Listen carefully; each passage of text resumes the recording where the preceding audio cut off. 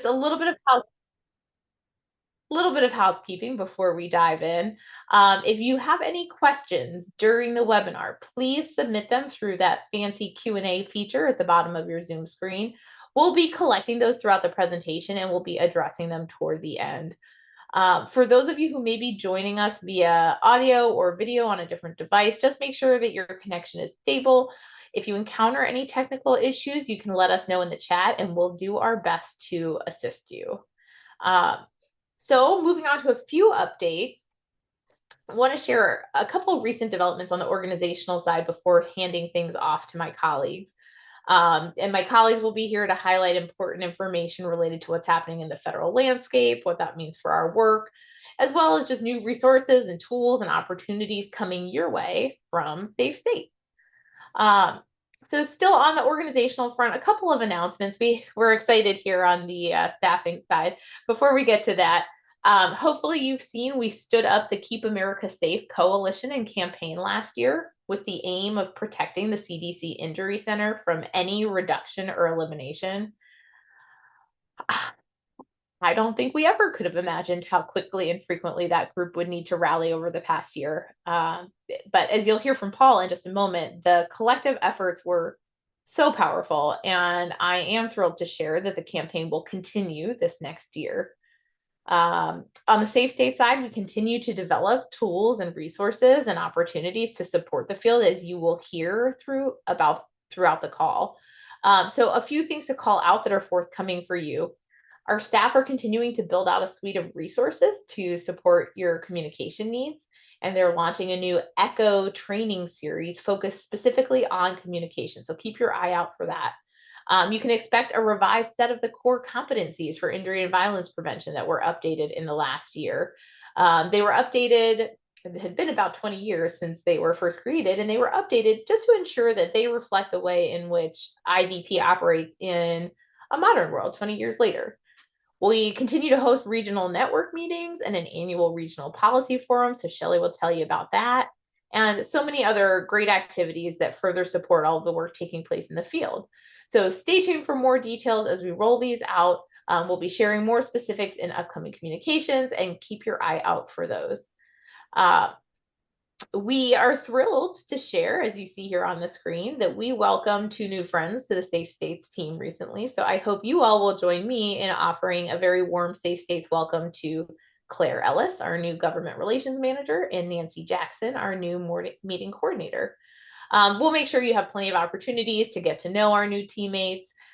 So at this point, just hope you have a chance to interact and join me in welcoming them. We can go to the slide, Jess. So in addition to our new staff, we're excited to announce this year's member leadership of our committees and special interest groups. And that includes a new communications SIG that launched last year. So a very special thank you first and foremost to our member leaders who volunteer their time and expertise to lead these groups, to bring those fresh perspectives, and just really to address the needs and opportunities for our members. This helps us expand our reach, ensure that we are serving the diverse needs of the field. And these are just really welcoming groups. It's a great way to get involved. So I hope this can be an explicit invitation to you. Our committees, our SIGs, our work groups, they are always welcoming new members. Any level of professional expertise is welcome. And in fact, that diversity of perspectives is actually what brings the most value to the group. So if you haven't done so already, please consider getting involved. I'd personally be happy to sit down with any one of you to explore your interests and just think about how they might align with any of these groups. And again, a hearty thank you to our volunteer leaders for their service, and to everyone else. Please connect with them, with myself, anyone on our staff, to find ways to plug in. Next slide, please. And finally, on my end, as we move into 2026, I am thrilled to remind you of the strategic goals that our board, our staff, and our volunteer leadership identified as priorities for the organization to best serve you, our members, and to create that impact in the public health, injury, and violence prevention sector. The focus hopefully looks familiar to you. It looks in alignment with your needs. It's around expanding training and professional development opportunities for our members and beyond, just to ensure that we're serving not only the needs of the field today, but also thinking about what IBP looks like in the future. Tied into that, we are prioritizing advocacy, and that is also for funding and policies to support injury prevention across the local to federal spectrum. We're always focused on strengthening collaboration across states and sectors and forging new paths using innovation and technology, which is kind of a new one for us, but we really want to keep the field moving forward and ourselves as well. So collectively, the goals are designed to position safe states and our members as leaders, not just in injury and violence prevention and in public health.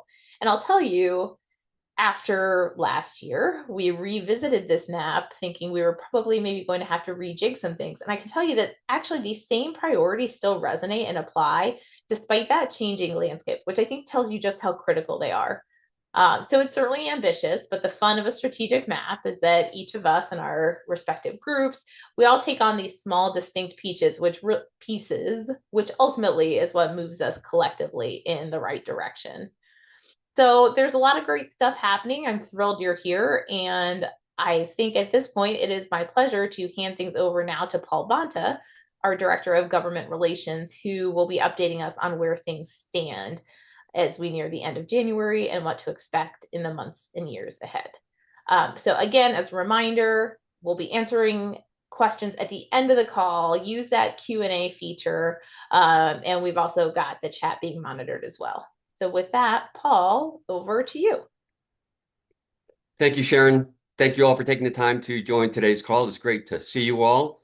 So Sharon mentioned the Keep America Safe campaign, which we started at the beginning of 2025, aimed at protecting the Injury Center from any effort to either reduce or eliminate its budget. And I'm pleased to say that the campaign, working in concert with many of you who have engaged in the policymaking process, has had tremendous success. These are some of the accomplishments that have been achieved by the campaign throughout the past year. So we were able to preserve funding for the Injury Center in the House and Senate appropriation bills. I think you all can easily recall where we were at this time last year when the president submitted his budget request to Congress, proposing to eliminate all funding for Injury Center administered programs. So the fact that House and Senate appropriators approved their respective appropriation bills for the Injury Center and rejected the president's call to eliminate the Injury Center's funding was a tremendous accomplishment. We also secured the release of funds to the Injury Center, which had been held up at the Office of Management and Budget last summer. Some of you who are Injury Center grantees will recall that not only were there delays in notices of awards from the Injury Center to their grantees, but there was tremendous uncertainty with regards to which programs would get funding, perhaps which programs would not receive their funding. But we were able to work with our partners and lawmakers on Capitol Hill to push back on the Office of Management and Budget and place the pressure needed in order for OMB to release the full FY25 apportionment of funding to the Injury Center, which happened just before the end of the fiscal year for 2025. Again, another tremendous accomplishment, which allowed the Injury Center to fully fund all of last year's, all of last year's grantees. We also fought against efforts to reduce the staff of the Injury Center. I'm sure you all recall news reports throughout much of last summer, really highlighting the administration's interest in issuing additional reductions in force across all federal agencies. And so while several federal agencies had to reduce their federal workforce, the Injury Center also was a recipient of reductions in force notifications, and they unfortunately lost about a third of, or actually they had lost about half of their staff at the Injury Center But again, we worked with lawmakers to bring some of those RIFT officials back to the injury center. There is language in the appropriations bill that is currently making its way through Congress that will provide additional protections to the federal workforce. There is language that speaks directly to the need for federal agencies to maintain the workforce in place that they require in order to successfully administer all of the programs within their jurisdictions. So this is just a quick highlight, a quick snapshot of the coalition's accomplishments that really, truly were secured with the engagement and support of many of you who are on this call and engaged in the process. We also have a slide highlighting some of the specific metrics that we reached through our various different email and social media channels. The fact that we had over 1,600 advocacy emails sent to Capitol Hill, I think is a huge testament to the work that you all have done, as I said at the outset, to educate policymakers. At the end of the day, it's really about educating policymakers about the work that the Injury Center supports in the states and in the communities that they represent. We reached over 250 congressional offices through our email outreach, through phone calls. I think those of you who are on the call who have joined us for our annual Hill Day, you'll recall that last year we touched nearly 100 congressional offices, and Claire will share a bit more about our Hill Day coming up in March. But this outreach and this, what I would call our congressional footprint, is really quite significant and something that we should take a moment to recognize and to celebrate. And so I want to just directly offer all of my thanks and all of my appreciation to all of you who truly made these numbers possible. My last comment before I hand things over to Claire is, yes, 2025 was, I think, a tremendous challenge for many of us, perhaps I should say for all of us. But if there's a silver lining to all of the hurdles and to all of the challenges that we collectively experienced last year, it's the numbers on these slides. I think the injury and violence prevention community, for the first time, worked in concert to engage with policymakers on Capitol Hill, to educate policymakers in Congress about the work that the Injury Center supports.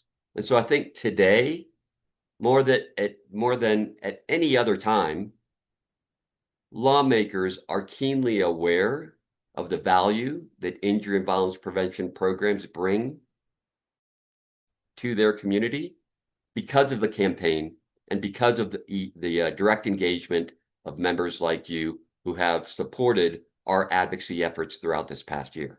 So thank you. And with that, let me turn it over to Claire Ellis. Hi, everyone. Yeah, Jess, if you could go to the next slide. Thank you. I'm really excited to share a brief appropriations update with you all, and then can talk a little bit more about the Hill Day that's coming up in the next couple of months.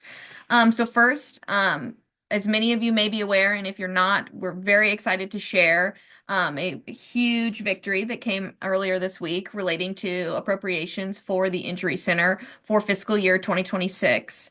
Earlier this week, a conference agreement arose between the House and the Senate for funding related to the Labor, Health, and Human Services Appropriations Bill, which is where funding for the CDC Injury Center is housed. This conference agreement included full funding for the Injury Center at $761 million. So first, want to say this is a huge victory that was only made possible by all of your engagement in the policy process, by all of your advocacy efforts. And we really want to, celebrate this win, and also thank you all so much for your work to get this included in the conference agreement. As a reminder, The Senate bill did include the full 761 million, but the House bill only included 665 million, and 505 million of that 665 million was earmarked for overdose prevention. So we obviously had been pushing for inclusion of the Senate's 761 million, and it's just so wonderful to see that that full funding is included in the conference agreement. And while, yes, we want to take a moment to celebrate and highlight this victory, we're not quite done yet. It's not quite over the finish line. And so I saw that Julie dropped the action alert in the chat. So I encourage you all to click on that because while it's now in the conference agreement, we still have to get this passed through both the House and the Senate. And there are many indications that the House and the Senate could vote on this very soon. We could see the House vote on this conference agreement as soon as tomorrow and the Senate vote on this sometime next week. And so we're going to ask that you please fill out the action alert, visit the action center, share the action alert with your friends, your family, your community. I know that we have shared this on LinkedIn if you're interested in sharing it on your LinkedIn as well. Just to ask your members of Congress to support the conference agreement LHHS bill, which includes this full funding for the Injury Center so that we can try to get it moved forward. We've heard some rumblings that there may be some hiccups in the House. We know that Speaker Johnson has a very slim majority, and there are some Republicans who are a little bit upset with how high the funding level is. They wanted a lower funding level included in the LHHS bill. And so there could be some issues there. We've also heard some rumblings that there may be some Democrats who oppose this bill. I'm going to hope that they can get some concessions on some other funding bills. So please reach out to your members of Congress and urge their support of this bill. You know, it's a big victory, and we want to get it across that finish line and to the president's desk for him to sign it. If you have any questions, feel free to drop them in the chat. I'm happy to answer them. Paul's happy to answer them. And again, please visit the Action Center and fill that out.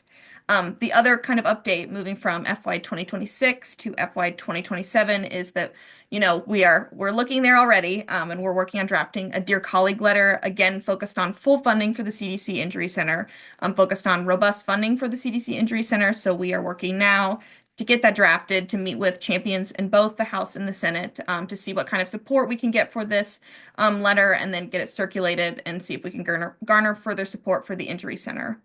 So those are the appropriations updates. Jess, if you want to go to the next slide.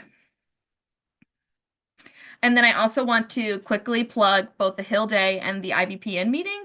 Thank you again to Julie, who just dropped the registration link in the chat. You can also use the QR code on the screen to visit the registration link for the Hill Day and the IVPN meeting.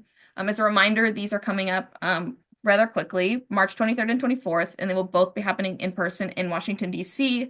Registration closes very soon for Hill Day and the IVPN meeting, so we encourage you to fill out the registration. I know that we have received some questions about financial support, and there are opportunities for you to mark in the registration whether that is something that you would need to attend Hill Day. So please, please, please register. We would love to see you all there. As a reminder, Hill Day is a wonderful opportunity to kind of meet with and educate policymakers and their staff on the importance of injury and violence prevention, educate them on the work that you are doing on the ground in your state. We know from meetings with these members and their staff, they want to know what's happening in the state. They are eager to learn about the injury and violence prevention efforts that you are doing. And, these education opportunities often can then, drive further support for these important efforts that you are all doing. I also want to flag that we are planning on doing a virtual training this year sometime before the Hill Day to kind of answer any questions that you might have about Hill Day, provide you some talking points, and really kind of discuss what this day might look like and help kind of ease any anxieties that there might be and really prepare you for these meetings. As a reminder, we schedule these meetings for you so that you are able to, come on Hill Day and get prepared and meet with these members of Congress and their staff. Again, please register. And if you have any questions about Hill Day or the IVPN meeting, feel free to drop them in the chat or to email Paul or myself. And now I will pass it on to Lindsay.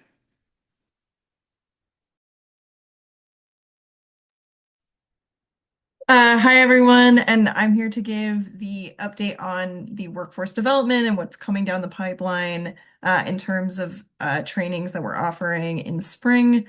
So first up, we have the Inspire and Ignite series. Some of you may be familiar with this series, but it comprises of two parts, a pre-recorded webinar that we released toward the beginning of the month. The that can be watched at any time. So we release it on our YouTube channel. And that's really coming from our members saying like, hey, we really want some trainings that we're able to watch in our own time, to listen to when we're cooking dinner or doing other work. And so, yeah, we have this series of Inspire Learning webinars that we release.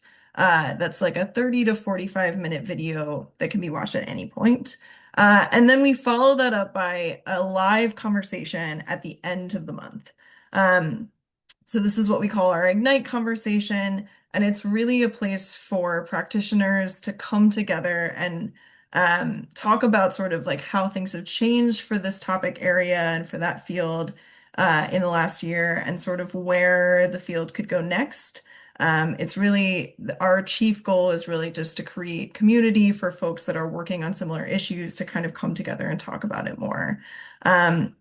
So we have some really exciting ones coming up that really feature sort of innovative upstream topics. So February, you may be familiar with our partners. Spokane Regional Domestic Violence Coalition is doing a really cool training on developing a positive community norms campaign around sexual assault and IPV prevention.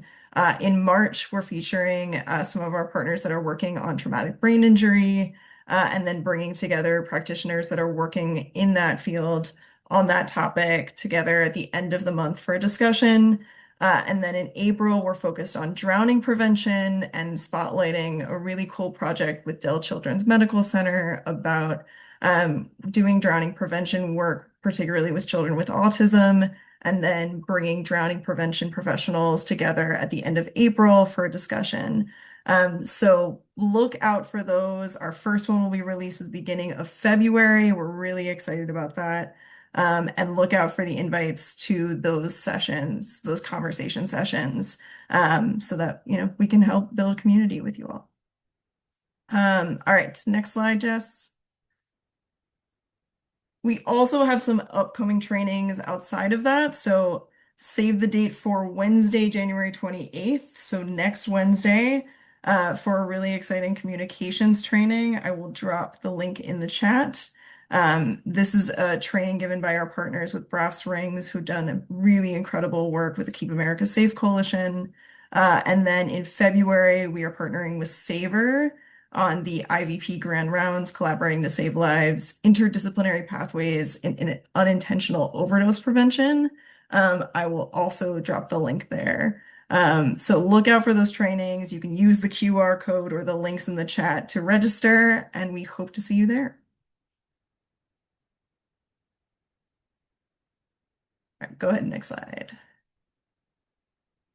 All right, and turning it over to Nancy, I believe.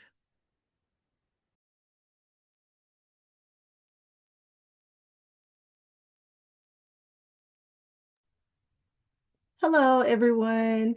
So we have some important dates that do with our annual conference. First of all, our abstracts are now open. If you are interested in submitting a proposal for our 2026 Safe States Virtual Conference, please make sure that you save the date for February 11, 2026. We are going to have a webinar. You can scan the QR code located in the top left-hand corner of the screen. In addition to the webinar, our awards process will open for nominations on February the 16th, and all of our abstracts will close on February the 19th. Our early bird registration will open on March the 2nd. And our regular registration will open on April the 1st. And our virtual conference is going to be June 24th through 25th of this year. Jesse, you can go to the next slide.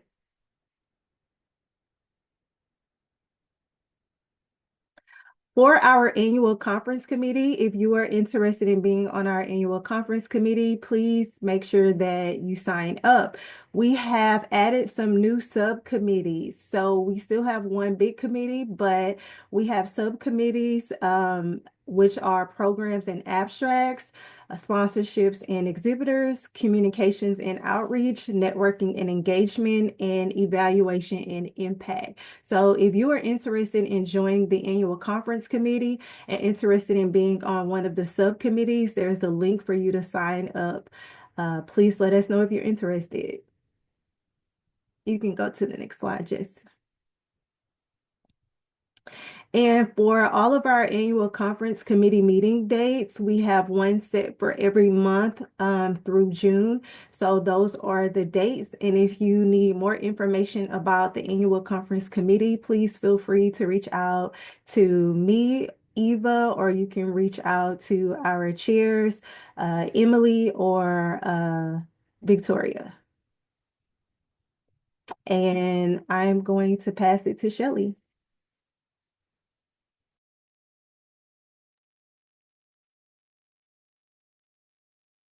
Hi, everyone. I just heard that our conference is going to be virtual this year, and I know a lot of people are probably disappointed about that, but we still have an opportunity to come together through the regional network meetings. We will be sponsoring regional network meetings in all 5 of the regions in 2026. The first meeting that we're having will be the Southeastern and Southwestern meeting. It's going to be in Houston, Texas on February the 24th and 25th. I will be putting, we have registration open currently for the Southeastern and Southwestern Injury Prevention Network meeting, and I'll be putting a link in the chat to register for that meeting.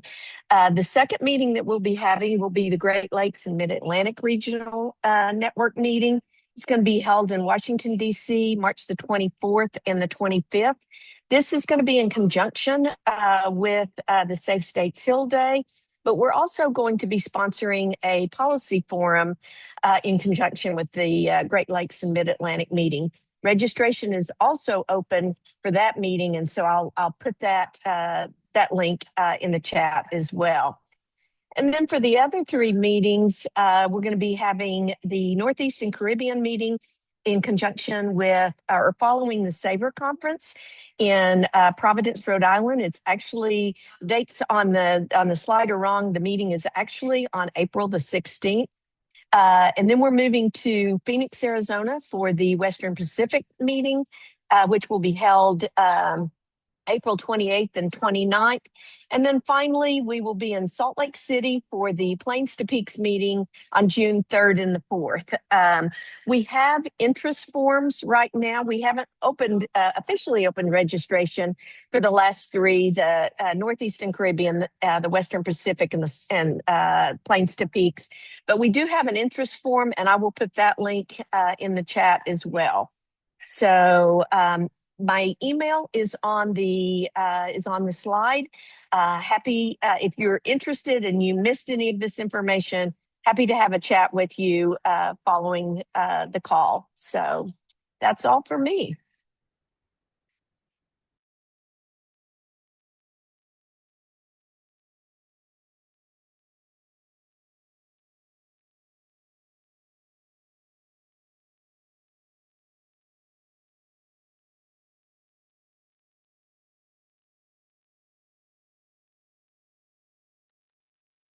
Deltavier, I think we are. Hi, sorry, I'm trying to unmute. I apologize. Hello, everyone. I'm Deltavia Robertson, and I'm located in Northern Virginia, program manager at Safe States. And I'm excited to announce our 2026 Innovative and Upstream Approaches to Injury and Violence Prevention Seed Grantees. We are very excited to award 4 more seed grantees this year. And this also went out in our newsletter, but on your screen, you can see that we have organizations that are doing some amazing upstream prevention in communities in Maryland, Virginia, Georgia, and New York. You can learn more about the specifics around their approaches and how they're engaging community members to address upstream injury and violence prevention needs in their community, but we're very excited. And these will be working with us. You'll have other opportunities to hear more about their projects. And we will have case studies at the end. So look forward to, if you're in our committees, hearing maybe presentations, or at our virtual conference, getting to talk to them about some of the great work that they're doing. So if they're in your communities, in your states, in your neighborhoods, and you're really curious about point of contacts, please don't hesitate to reach out to me. I'm happy to make the connection for you.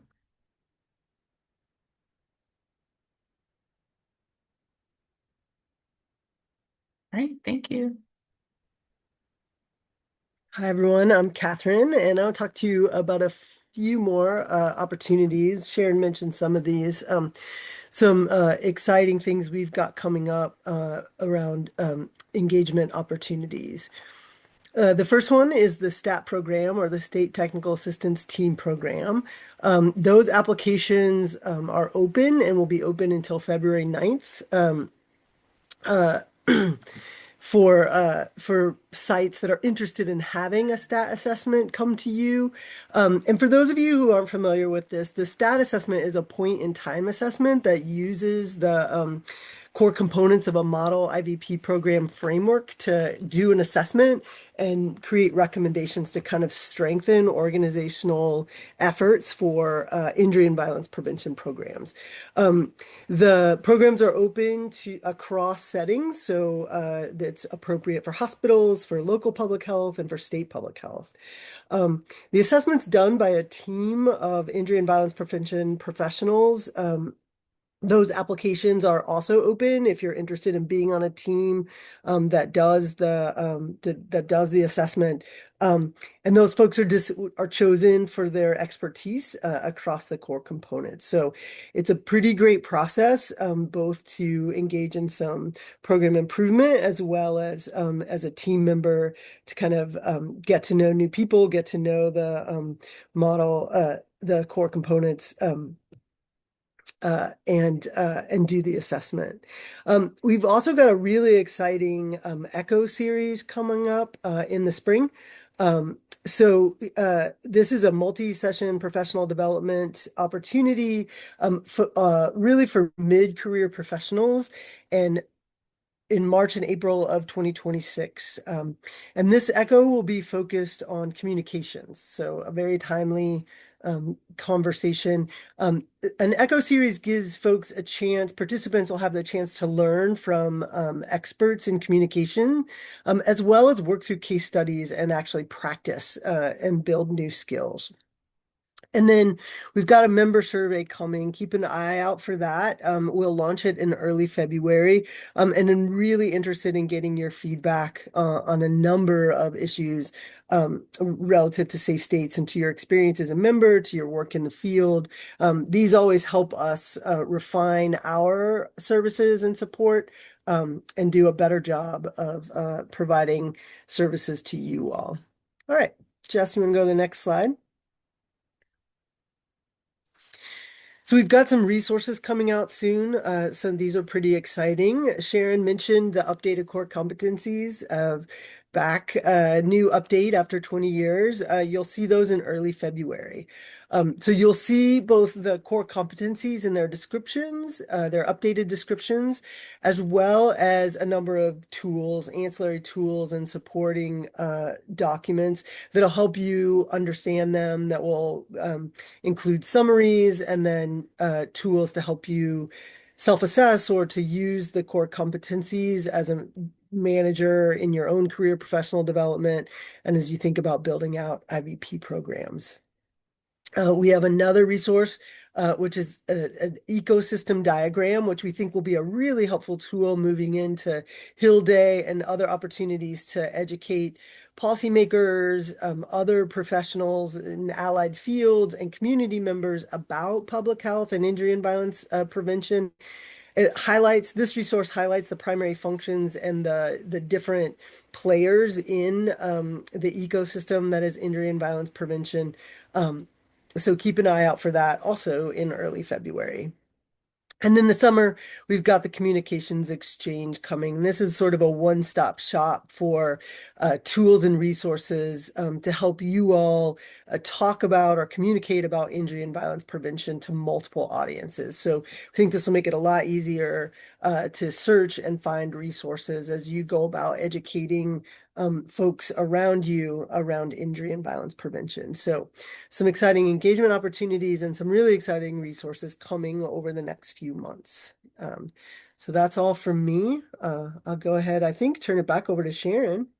That's right. Okay. Wow. Well, I think we can all agree there's a lot happening. There's a lot that's been happening. There's a lot on the horizon, and that stands for both Safe States and for the field writ large. So we do have plenty of time if you have any questions that you're interested in submitting through the Q&A feature or through the chat. We'd be happy to answer them. I'm going to give everybody a minute. Then, of course, we're also always happy to connect with you after the webinar one-on-one. Hopefully, in fact, some of you have already received outreach, and if you haven't, they're coming, but our staff and our board are making a really concerted effort to connect with our members one-on-one throughout the year, and just making sure we all have that safe sounding board to talk about things that are going on, ways that we can help, and have that little bit of community together. So if you get an email from a Safe State staff member or from a member of our board, no, it's not spam, it's real, and we would welcome the chance to connect. Okay, I'm not seeing any questions popping up right now. Again, if you do have questions, please feel free to reach out. Staff will stay on for another minute or two just in case. But otherwise, I will just say keep an eye out for our Insight, which keeps you up to date on all the events and the resources and the opportunities coming your way. Join a SIG or a committee. It's such a rewarding experience. Any of the staff are here to help you make connections with your interests, and the doors are always open. That goes for myself and for the rest of our members of our team. Anything big or small, we're here to help. Our job is to make your jobs easier. So please lean on us. We really appreciate you being here today. I said it earlier and I'll say it again. We really appreciate your continued dedication to the mission. I am optimistic about what 2026 holds in store, and I really look forward to working with each of you as we continue making these strides. So I think with that, we will wrap up. We look forward to connecting with you soon, and good luck taking, as Shelly said in the chat, take care of yourselves, everyone. We'll be in touch soon.